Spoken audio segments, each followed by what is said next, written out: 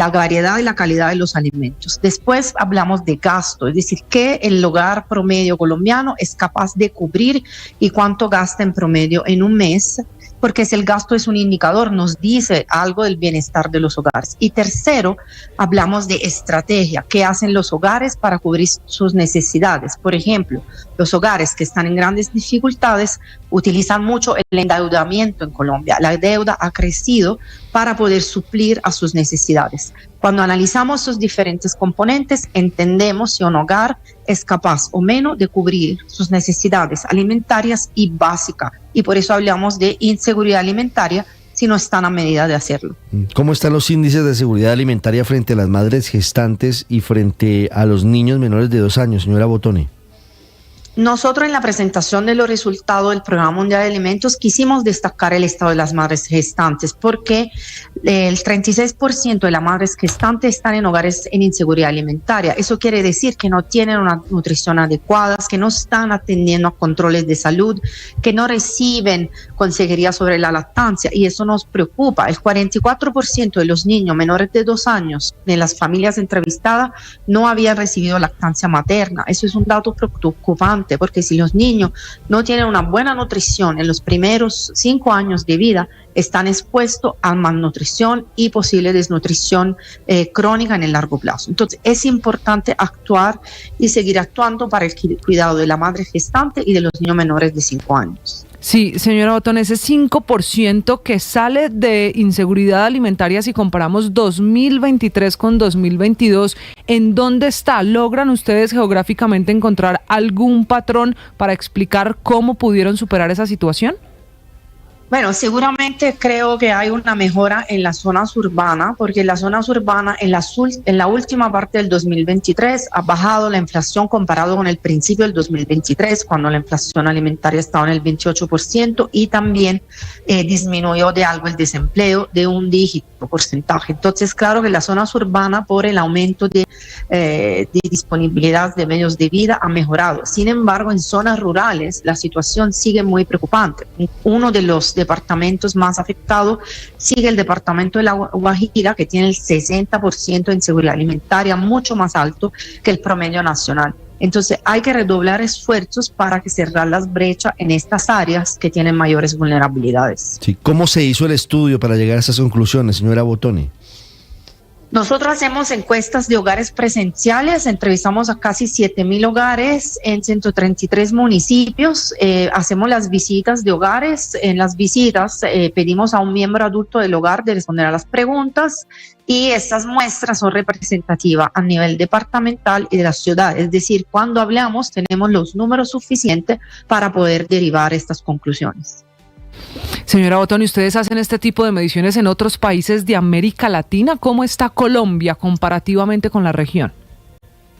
Sí, nosotros hacemos mediciones similares en los países donde el Programa Mundial de Alimentos está presente. En este momento Colombia está en una situación algo favorable comparado con los otros países cercanos, sobre todo Centroamérica, Ecuador, otros países donde hacemos mediciones que tienen índices superiores al 30%. Esta mejora es positiva.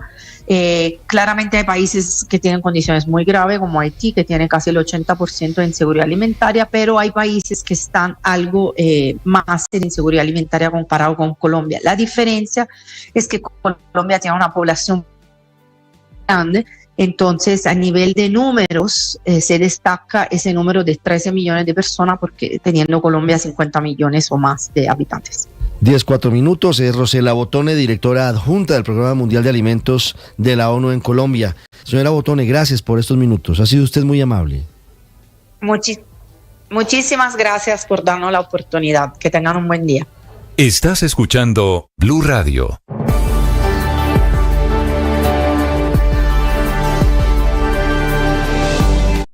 A mí me alegra encontrarme con ustedes.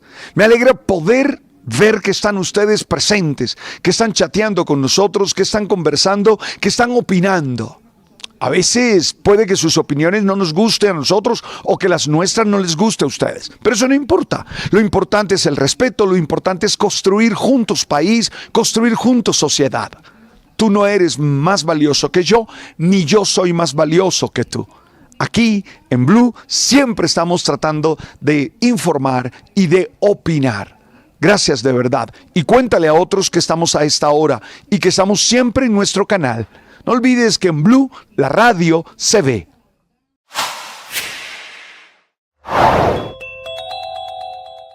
Sigue la novela de los pasaportes en la Cancillería. Como si fuera poco, ahora el canciller encargado Luis Gilberto Murillo da una versión completamente distinta a la del exsecretario general José Antonio Salazar. Dijo Murillo que la licitación sigue suspendida, que Salazar no tenía la competencia para entregarle el contrato a Thomas Gregan Sons para la expedición de pasaportes por cerca de 600 mil millones de pesos y que adicionalmente ese dinero no está disponible en la actualidad.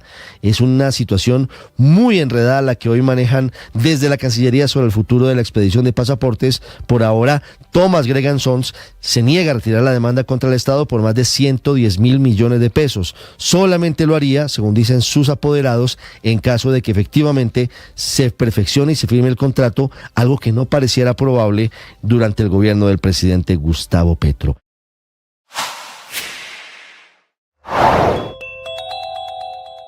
El viernes, finalmente, serán las honras fúnebres de Alexei Navalny, quien murió en extrañas circunstancias, detenido en un penal muy cerca de Siberia. Muy emocionada se la ha podido ver en esa sede de Estrasburgo del Parlamento Europeo a Yulia Navalnaya dirigiéndose al plenario del Legislativo Comunitario. Ella ha dicho que Vladimir Putin es el líder de una organización criminal y, como señalaba, ha apuntado directamente al líder ruso como autor de la muerte de su marido. Ahora todos los ojos están puestos en lo que va a suceder, como señalaba Ricardo, este próximo viernes. En ese día se van a celebrar los funerales.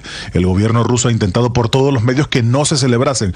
De hecho, puso como condición para la entrega de su cadáver a su propia madre, a la madre de Alexei Navalny, que fuera enterrado de manera discreta, sin ningún tipo de ceremonia, pero finalmente sus familiares no han accedido. Teme.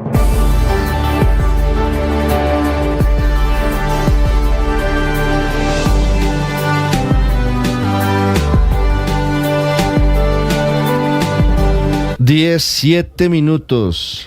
Esto es Juanes en concierto. En vivo, exactamente. Esta es fotografía. Exactamente. En el Vida Cotidiana Tour estuve en Los Ángeles en uno de los 27 sold outs que tiene en la gira Vida Cotidiana por Norteamérica. Buenísimo resultado. 27 conciertos sold out. O sea, de hecho hay varios, un par de conciertos que tienen que abrir segunda fecha porque la gente está masivamente asistiendo a sus conciertos. El tour Vida Cotidiana fue resaltado incluso por el famoso periódico Los Angeles Times, diciendo que fue una noche mágica, una clase maestra de guitarra, llenos totales. En el Teatro YouTube de Los Ángeles se presentó Juanes y ha venido presentándose desde el 13 de febrero, preparando todo para llegar a Colombia, a Bogotá, el próximo mes de mayo.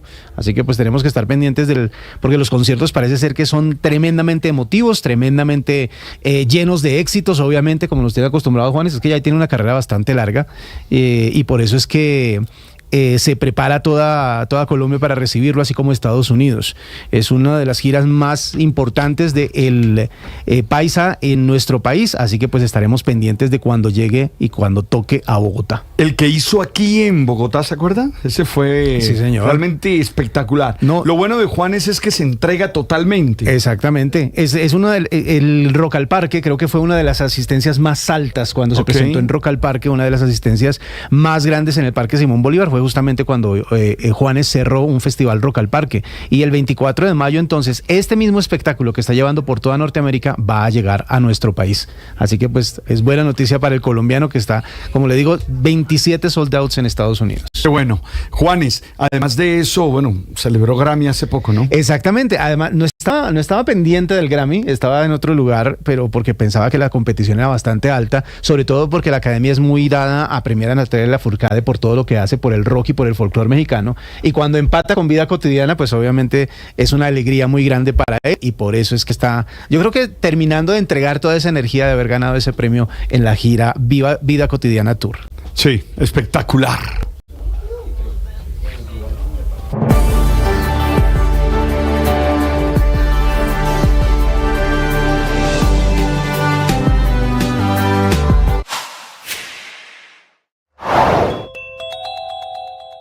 ¿Qué hará Mancuso como gestor de paz? Mancuso, que se sepa, no tiene relación o ascendiente sobre las organizaciones ilegales que han pedido pista en La Paz Total. Mancuso pidió instalar la mesa técnica para el cierre definitivo de las negociaciones con los paramilitares, una intención que desde ya se estrella con una realidad. Los grupos paramilitares que hicieron la paz con el gobierno de Álvaro Uribe hoy no existen. La última pregunta y quizás la más vital: ¿cómo van a ser reparadas las víctimas de Salvatore Mancuso? En su primera comunicación al llegar al país, el ex paramilitar aseguró que tiene la voluntad de continuar con el proceso de colaboración con la justicia de verdad y de reparación con las víctimas, pero al mismo tiempo dice que no tiene cuentas pendientes con nadie. La gran duda de fondo en este momento tiene que ver con las nuevas pruebas que Mancuso pueda aportar sobre versiones que ya dio hace casi 20 años en Justicia y Paz. A pesar del ruido que generaron el año pasado algunas de sus afirmaciones en varias audiencias de la JEP, hasta ahora sus declaraciones muestran pocas diferencias con respecto a las entregadas en la primera década del siglo, en plena explosión de la parapolítica. Ahora, en manos de la JEP, queda entonces que la verdad o la falsedad de Salvatore Mancuso se establezca definitivamente. Es necesario tener espacios espirituales, espacios de meditación, espacios de oración. Insisto que para viajar interiormente y encontrarse con la esencia, conectarse con lo mejor de uno, pero también para trascender y otear la vida y encontrar el sentido de todo. Yo uso el oracional El Man Está Vivo. Este es el oracional de marzo. Es una oportunidad para ir desarrollando nuestros hábitos espirituales, para ir teniendo esa conexión con lo mejor de mí e ir comprendiendo mi vida como un todo, que tiene sentido, que tiene significado. Tú y yo, desde la espiritualidad, podemos ser más felices. Ánimo, fuerza, tú sabes. Felipe, hay una aclaración a esta hora que hace la Unidad para la Gestión del Riesgo en torno al comunicado del que hablamos hace un rato de respaldo al doctor Olmedo López. Me imagino que no está apoyada por Presidencia. Es que yo no sé de dónde sacaron en la Oficina de Comunicaciones, lo digo respetuosamente por los colegas, porque seguramente esta es una orden de arriba, quiero decir, de la dirección de la unidad, en donde dice que la Presidencia de la República respalda al doctor Olmedo López. Pues resulta que llamaron de Palacio a la unidad de la Casa de Nariño a decirles: no, un momentico, nosotros no estamos respaldando a nadie, bájenos de ese bus. Y eso, Felipe, indefectiblemente quiere decir que en las próximas horas, hablando laboralmente, ¿él ha sido? Como usted lo dice, laboralmente, lo aclaro, lo recalco para que no haya lugar a equívocos, podría ser un inequívoco difunto, como trabajador en la Unidad de Gestión del Riesgo, el doctor Olmedo López. Pero es que ya uno no sabe qué pensar, ¿sabe? Es que a mí todo me parece un disparate. ¿Sabe por qué pasa eso, Felipe?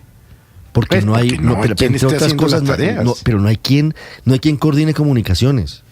Lamentablemente, no hay una persona que dé línea comunicacional. ¿Quién es el encargado? ¿Quién? ¿Cómo habla? ¿Cuál es la vocería? ¿Quién es el responsable? No existe.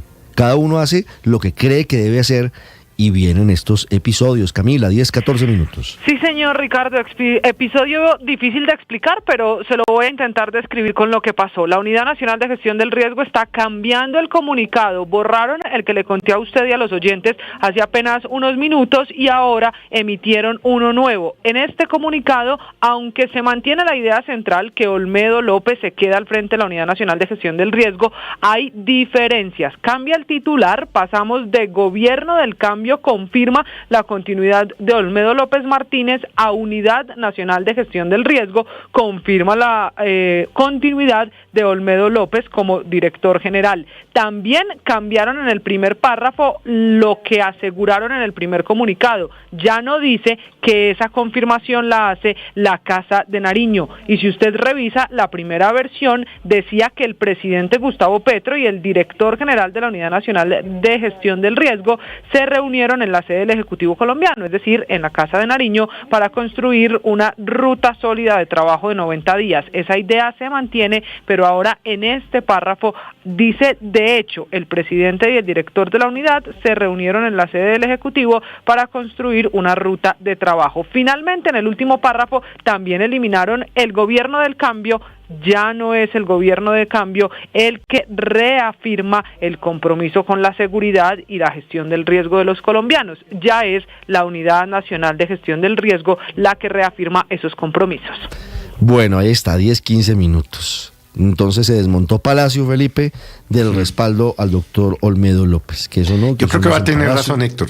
Sí, no, pues es que eso es lo de los técnicos. Eso es el técnico cuando está perdiendo y le dice el dueño del equipo, ¿te respaldamos? Probablemente al día siguiente Yo creo que, le dicen gracias, tenemos nuevo técnico del equipo. Después de corregir el comunicado del doctor Olmedo debería redactar la renuncia. Pues porque si no le va a llegar lo que llaman en la burocracia el decuyo. El decuyo es cuando expiden un decreto o una resolución de cuyo nombramiento se declara insubsistente. Entonces, o renuncia o lo echan. No, pues claro, yo creo que ahora que están en departamento de redacción de comunicados, podrían de una vez redactar cartas para la presidencia. Ya regresamos en Mañanas Blue.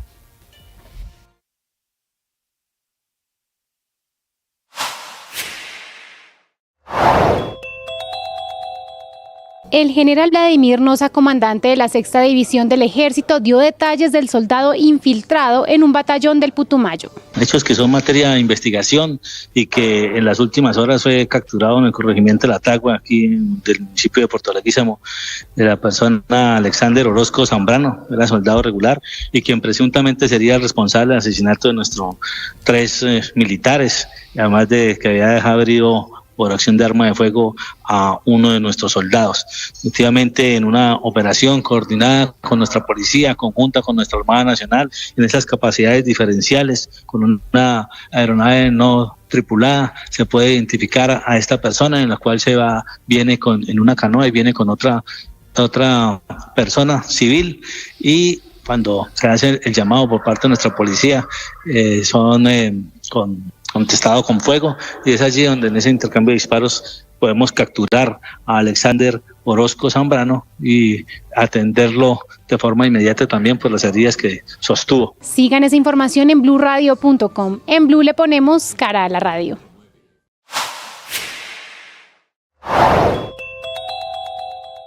Tarifas de luz, tormenta perfecta por cuenta, por un lado, de la crisis financiera de varias electrificadoras, por los vacíos en la regulación y obviamente, y en primer lugar, por el fenómeno del Niño y la presión que la falta de lluvias genera en la generación hidroeléctrica, con un nivel de los embalses que hoy está sobre el 50%, cuando en diciembre estaba alrededor del 74% según XM, obligando así al plan B para generar energía de respaldo que cae a cargo principalmente de las centrales térmicas que funcionan, algunas con gas, algunas con carbón, pero que resultan muchísimo más costosas que la generación que se hace con agua.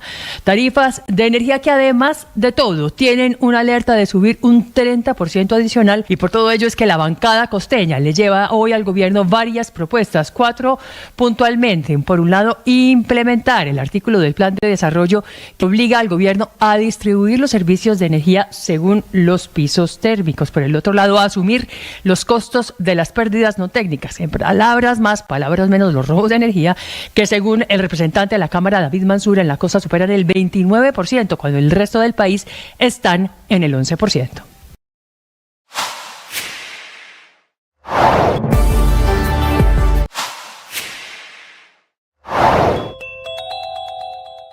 Una noticia desde el Putumayo que muestra el agravamiento del conflicto en esa zona limítrofe con Ecuador. Las disidencias de las FARC del Frente Carolina Ramírez infiltraron el batallón de selva número 49. Esa es la conclusión de la investigación del ejército luego del asesinato de un capitán y de 2 soldados a manos de otro uniformado que anoche fue detenido, que resultó herido en el operativo y que llevó a los integrantes del ejército a reconocer que hay otros 3 soldados que habrían sido contactados por las disidencias del Frente Carolina Ramírez, de alias Iván Mordisco, que les ofrecieron dinero a cambio de que mataran a sus compañeros y le robaran los fusiles, en medio de lo que en teoría es un cese del fuego en el que estarían las disidencias de Mordisco, que evidentemente no están respetando. Se suma esto al paro que hay en varias zonas de Putumayo, que ayer denunciaron aquí en Blue Radio las autoridades y que mantiene a centenares de personas confinadas.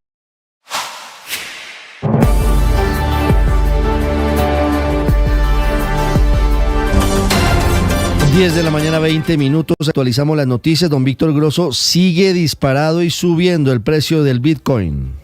Sí, Ricardo, hay una euforia total en los mercados alrededor del Bitcoin. Hace un par de horas, cuando hablábamos primero de este tema, estaba en $59,000 por cada Bitcoin. Luego superó los $60,000 y en este momento está superando los $61,000. Es decir, ha subido más de $2,000 en pocos minutos. Ha ganado en este tiempo más de 7-8 millones de pesos colombianos. Euforia total, se acerca el Bitcoin a sus máximos históricos que se ubican un poquitico más arriba, sobre los $65,000. Estaremos muy pendientes de su movimiento. 10:21, Víctor, gracias. La Fiscalía creó un grupo para investigar los delitos contra personas por su orientación sexual e identidad de género. Damián Landines. Sí, señor Ricardo, pues es un grupo nacional de trabajo para la investigación de violencias fundadas en la orientación sexual o identidad de género de las víctimas.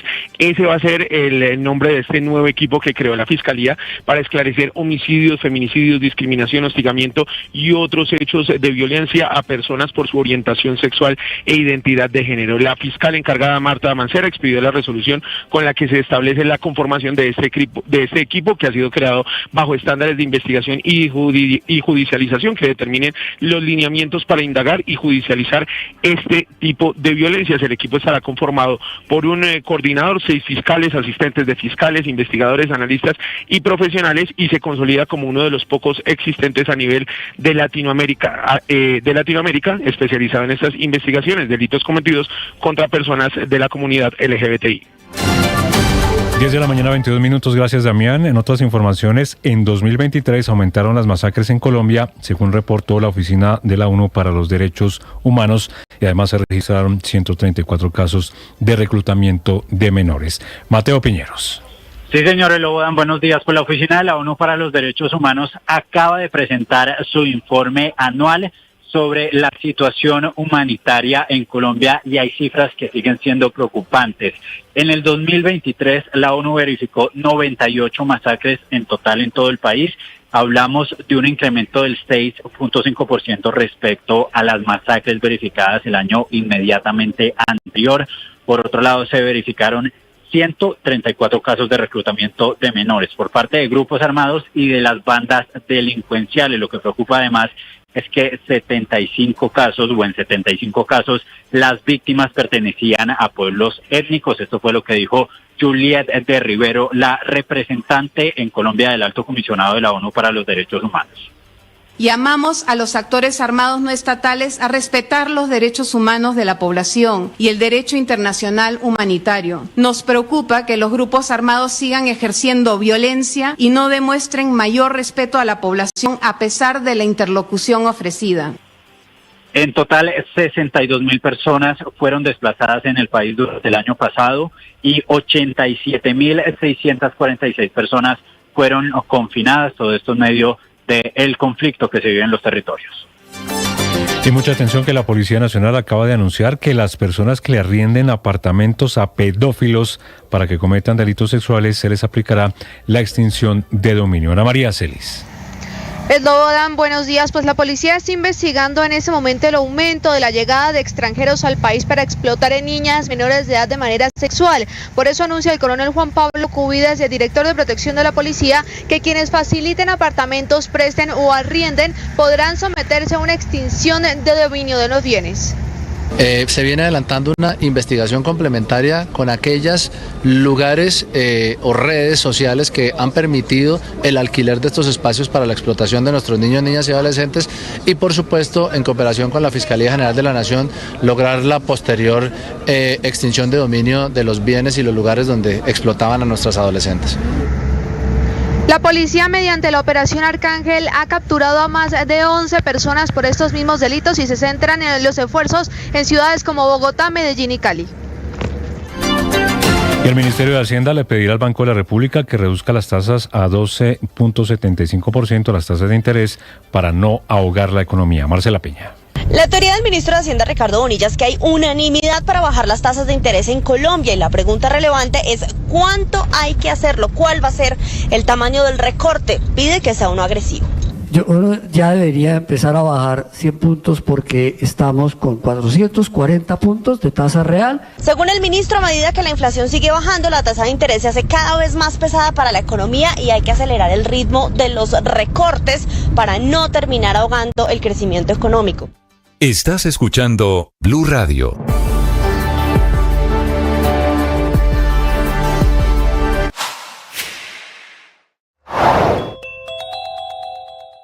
Esta mañana el Papa Francisco ha tenido su habitual audiencia de los miércoles. Allí ha pedido que no se olvide de los pueblos que sufren de la guerra, se ha referido a Ucrania, Palestina, Israel y entre otros, pero no ha podido hacer la catequesis. De hecho, ha pedido que alguien la hiciera por él porque él se encontraba todavía, así se lo ha dicho a quienes allí se encontraba todavía afectado por la gripe. Hace unos minutos la agencia de noticias italiana ANSA ha señalado que el Papa inmediatamente después de esa audiencia general se fue hacia el Policlínico Gemelli. Ese es el centro sanitario donde habitualmente son atendidos los papas. Ya había acudido recientemente en otra ocasión para someterse a una tomografía computerizada cuando sufrió una bronquitis. Al parecer esta mañana se trata de una revisión, lo que ha tenido el Papa allí en ese hospital, y de hecho ya está de vuelta en el Vaticano. Así que ha sido solamente una visita, pero sí llama la atención que se haya producido de manera discreta. No ha habido una comunicación oficial sobre ese traslado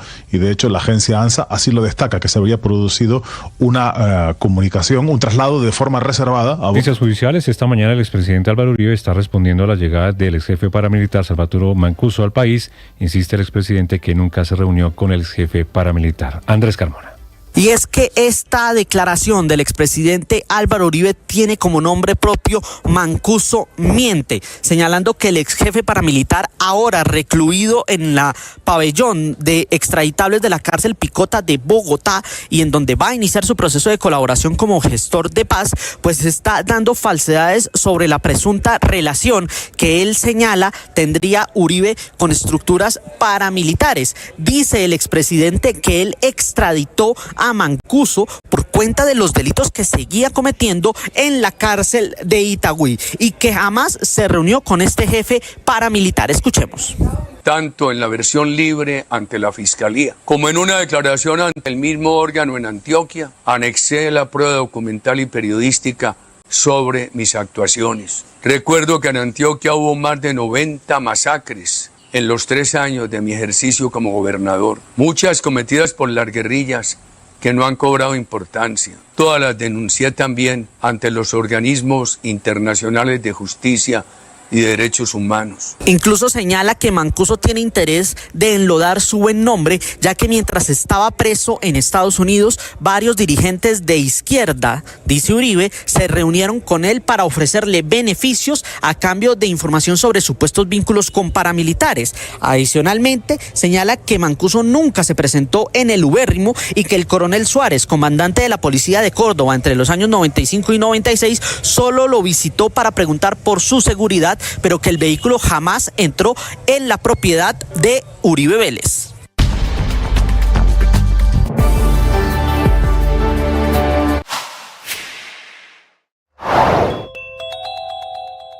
El general Vladimir Noza, comandante de la 6ª División del Ejército, habló de los métodos que tienen las disidencias de las FARC para infiltrarse en el ejército. Un método que es de infiltración, que es tener una persona de ellos en su propia grupo armado, en su propia organización delictiva y prestar el servicio ya sea militar o sea policial. Y de esa manera pues ya tienen un propósito, una misión, y puede ser por penetración en la cual abordan a una persona que ya está dentro de la institución para cambiarle ese pensamiento y de una u otra manera tratar de disuadirlo para que hurte material o para que haga una acción. Eso es lo que estamos dentro de la investigación y eso es lo que tenemos. Tenemos algunos indicios que hemos entregado mediante informes a la justicia y estos pues nos van a aclarar con estas personas que todas las tenemos ya en recaudo para que nos aclaren el tiempo, modo y lugar de los hechos. No se pierdan esos contenidos, suscríbanse a nuestro canal de YouTube. En Blue le ponemos cara a la radio.